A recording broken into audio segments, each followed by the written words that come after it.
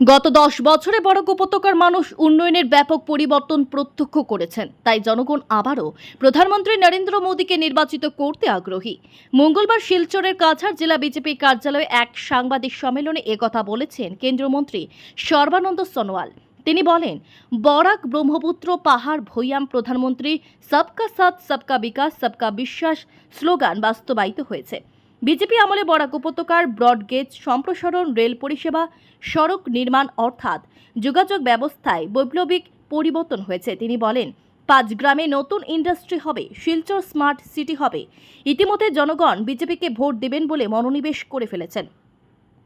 প্রধানমন্ত্রী নরেন্দ্র মোদীর গতিশীল নেতৃত্বে উত্তর পূর্ব হল ভারতের পাওয়ার হাউস, যা স্বনির্ভরতার দিকে নিয়ে যাচ্ছে। গত 10 বছরে উত্তর পূর্বের দ্বারা অভিজ্ঞ রূপান্তরমূলক সংযোগের পরিপ্রেক্ষিতে অঞ্চলটি এখন বাণিজ্য ও ব্যবসার জন্য একটি সম্ভাব্য হটস্পট হয়ে উঠেছে।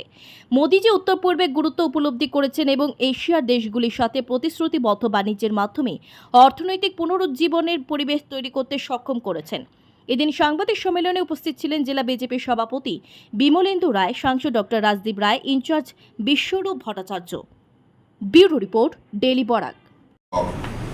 সিকিম বুলি কওক, নাগালেণ্ড বুলি কওক, মেঘালয় বুলি কওক, মণিপুৰ, এনি পাৰ্ট প্ৰতিটো অঞ্চলত আজি যাতায়াত যোগাযোগ কিমান অঞ্চলত যোৱা দিনবিলাকত কেৱল 10 বছৰৰ ভিতৰতে 5.5 লাখ কোটি টকা উত্তৰ পূৰ্বাঞ্চলত ক্ষীপ্ৰ উন্নয়নৰ বাবে ব্যয় কৰা হৈছে। গতিকে সেই হৈছে আন্তৰিকতা, সেই হৈছে সদ্ভাৱনা, সেই হৈছে শ্ৰদ্ধাভক্তি।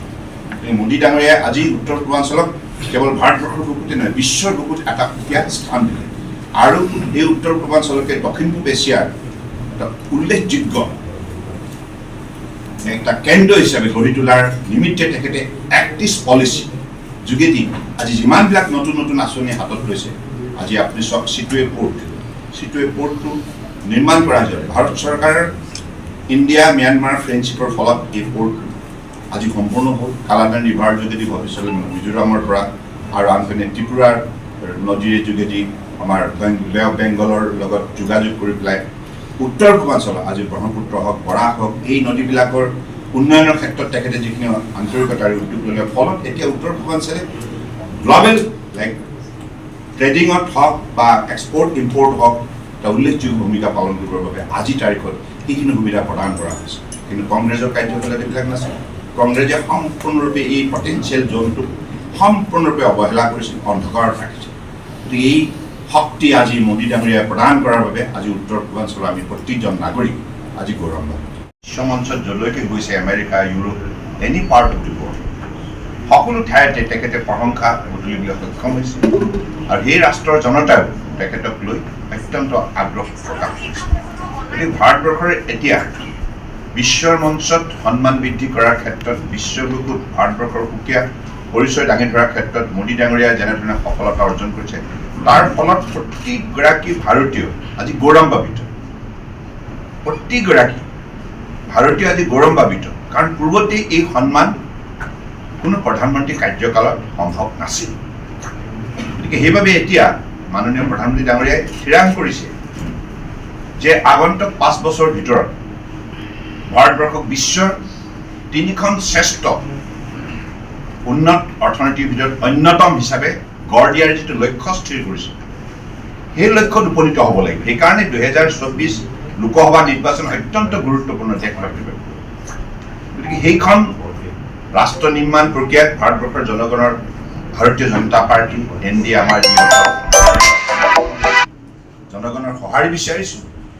আৰু এই সঁহাৰি নিশ্চিতভাৱে জনসাধাৰণে আগন্তুক দিনবিলাকৰ বাবে আৰু উঠি অহা প্ৰজন্ম, বৰ্তমান যিসকল ছাত্ৰ ছাত্ৰী, তেখেতসকলৰ বাবেও, আজি যুৱ শক্তিৰ বাবেও এটা সুন্দৰ ভৱিষ্যতৰ এটা যিটো লক্ষ্য স্থিৰ কৰা হৈছে 2047 ভিতৰত, যেতিয়া ভাৰতবৰ্ষৰ স্বাধীনতা লাভ কৰা 100 বছৰ সম্পূৰ্ণ হ'ব।